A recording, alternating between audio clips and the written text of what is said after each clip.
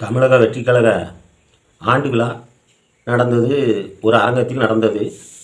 தமிழகத்தில் உள்ள நிர்வாகிகள் அனைவரும் கலந்து கொண்டு அந்த நிகழ்ச்சியில் உரையாற்றினார்கள். தலைவர் தளபதி விஜய், ஆதவர்ஜுனா, சிறப்பு அழைப்பாளராக பிரசாந்த் கிஷோர், இப்படி பொதுச் செயலாளர் அனைவரும் அதில் கலந்து கொண்டனர். அது கட்சியினுடைய ஆண்டு விழா 2வது ஆண்டு அடி எடுத்து வைக்குது. அதனால் அந்த ஆண்டு விழா கொண்டாடப்பட்டது.